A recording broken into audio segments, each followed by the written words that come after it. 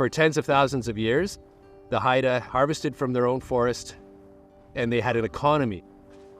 Not only did it house them and it provided transportation, but it also was an economy. The most important thing to do is start from a Haida way of thinking, from yakudang, respect for all things. And if you start from that point, you're not trying to get to it. You have to step out of that role of thinking that how can I come to that, and think, where do I need to start from?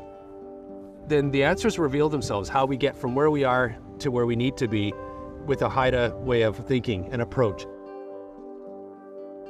No unmanufactured trees ever left Haida Gwaii. They all left for trade and commerce by way of bentwood boxes or feast dishes or masks or canoes that were traded, these kinds of things.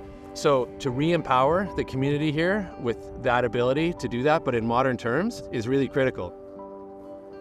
So the whole reason we started North Pacific Timber was because it was at the time that Taan had just taken over the tenure, and they were, the Haida Nation was finally in a position of true control of their own resources, and we knew things were ultimately going to be done differently, or we're going to head that way. So it was a really exciting opportunity, and we looked at all the change that we thought we wanted to see in the industry was now tangible because of that. We thought, okay, well, and we got excited. We want to be a part of this, you know?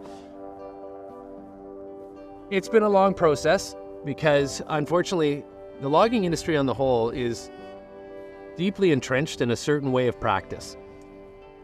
And there's actually laws and regulations that are there for a lot of reasons, but that arguably can be barriers to wanting to do things differently sometimes. So even though Taan has had this control, this autonomy over the tenure to, you know, it's in their control, it's Haida owned and operated, there's still the regulations with the industry sometimes were barriers to taking some of the greater steps. And these things had to, you know, it's like steering a big ship. You can't just suddenly change direction rapidly. You have to set a new heading and then turn it towards that, and it can take a while. Taan Forest initiated a local value-added program, and that included having log sales locally, of which they provided what they call a Haida Gwaii discount. Certainly developed some interest and some conversations. It's brought it more to the forefront. It's certainly demonstrated their commitment to taking steps to make fiber more available.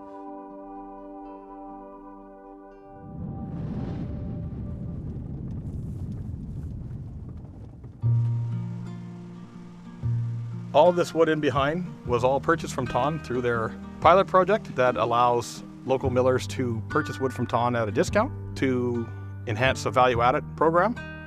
Value-added can be looked at in a number of different ways. The one I'm looking at right now, just initially, is some local lumber sales for people that are asking for it. It's important to try to generate some local employment by breaking down the logs, with the ultimate goal to break down something and sell them off island as part of a bigger program that'll employ people on a full-time basis. You'll see these logs down south go into some of these bigger mills and generate the employment there and the payroll there. So we're trying to keep some of that here, but we can't really use all of the logs that are on Haida Gwaii because of the mix and the variety of both species and sizes. So my focus right now has been cedar with a smaller cedar profile. It's called a cedar gang profile with an 8-inch top to a 24-inch butt. And a mill like this is ideal for that. It's a fairly basic mill, a bandsaw mill that cuts up to 30 inches.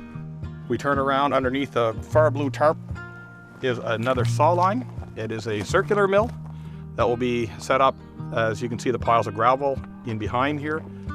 It'll allow us to break down bigger logs and break down logs faster as well. Most of these orders are less than 1,000 board feet, so something I could do in probably a day and a half myself.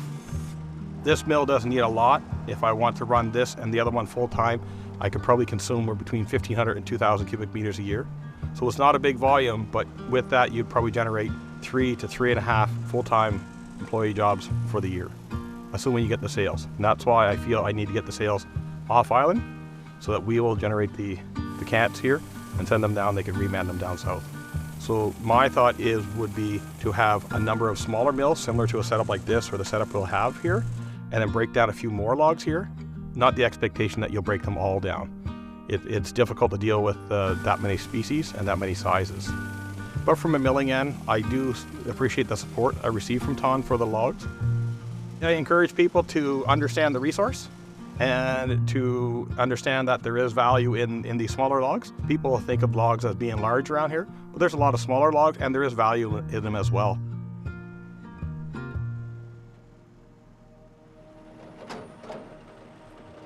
There's no shortage of demand for Haida Gwaii's forest products, but we're really far away from most markets. And so that's part of the struggle, is for us to find ways to get fiber, manufacture them into products, and then get them to market in a way that's affordable for everybody.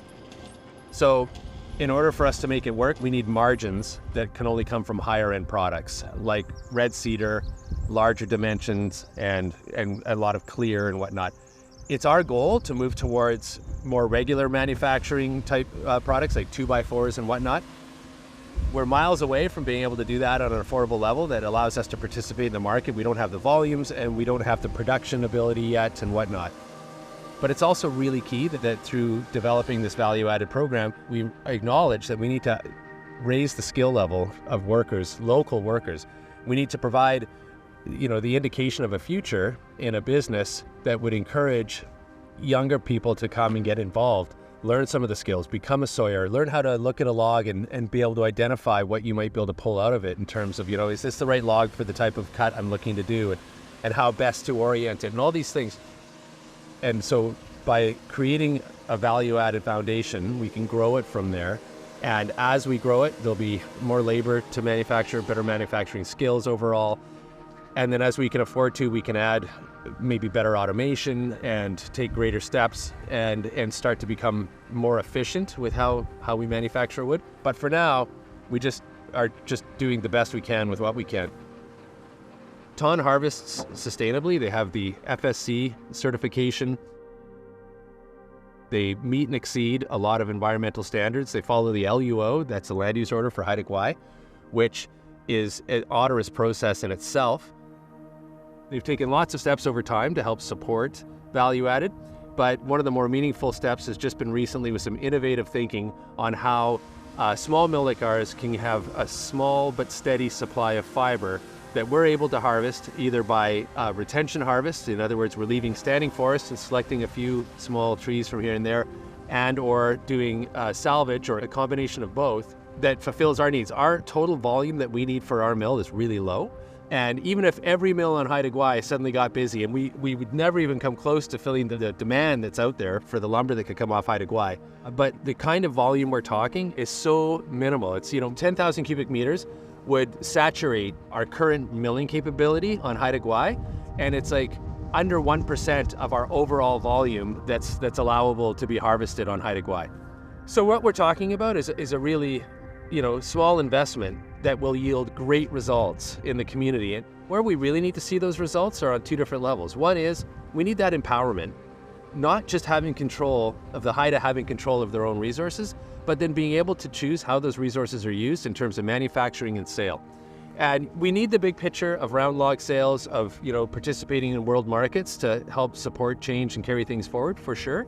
And even just for access, even for us to be able to go in and access salvaged trees, we need the infrastructure the logging industry currently provides. Things like roads, other contractors that provide important services like trucking and such. We need the sorts to be running so we can process our wood. So all these other things have to be there.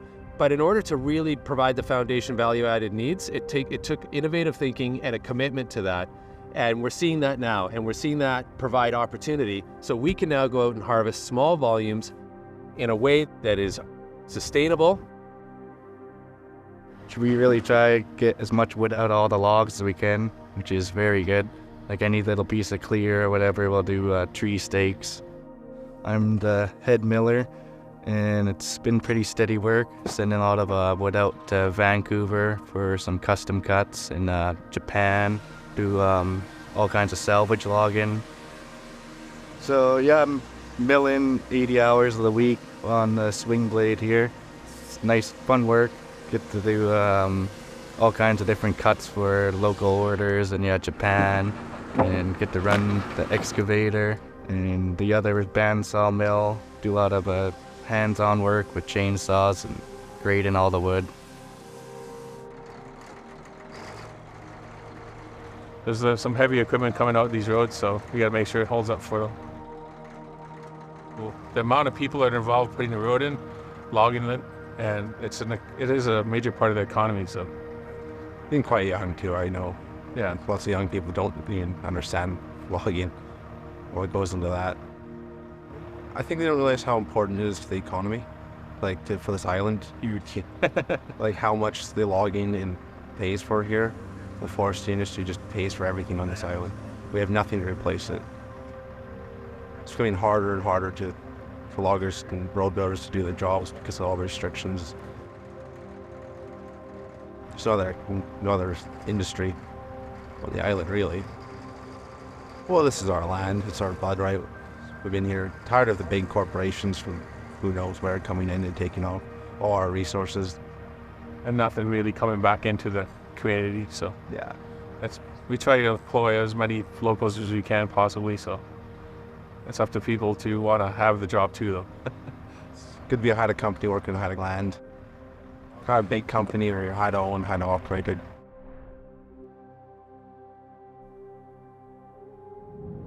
We are completing this road and preparing a bridge that we're putting in place at the beginning of 20D and the main road of Gray Bay. And I'm sourcing out 2 sill logs to put in place to put the bridge on. I got 30 years at this, so you know it, but you're more aware of it here because I could be more hands-on. You don't have that contact in a larger company on a bigger scale. Here it's small, we all know everybody in the community, and everything is out in the open, there's no hiding. This log goes underneath this end of the bridge, there'll be one, so it has good support and lasting wood versus white wood. And then we'll place the bridge halves on top of the sill log, build our approaches, and call it a bridge. Yeah, so the Helijet base in Sanskrit on Haida Gwaii is pretty much, I would say 95% supported by forestry one way or another. Everything from tree topping to moving crews, fire suppression, medevac support. Everything we do here is due to forestry for sure. Our annual base hours for the year, we're usually between 500 and 600 hours for the year. To give you an idea of this year's hours that we've produced without forestry here, we're probably less than 20 hours for the year so far.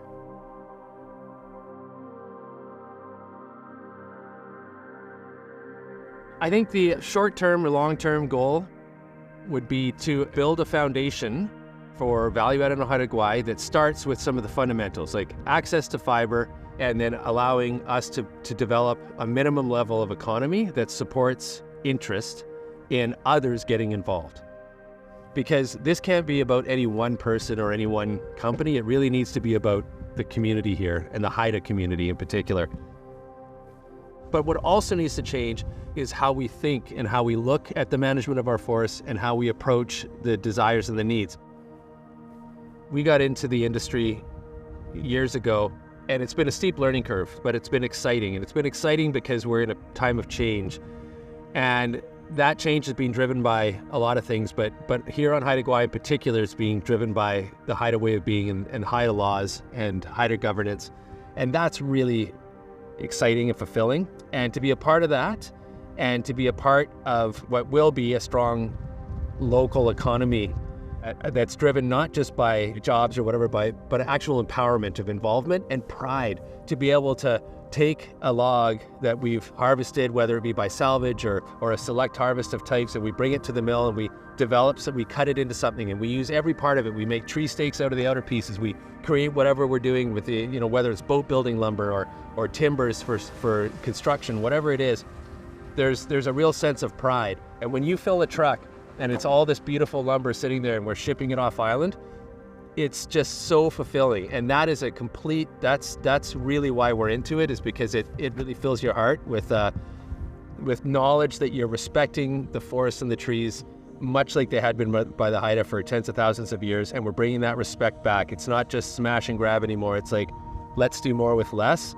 and let's really put some pride and empower ourselves with how we handle and how we market our own resources.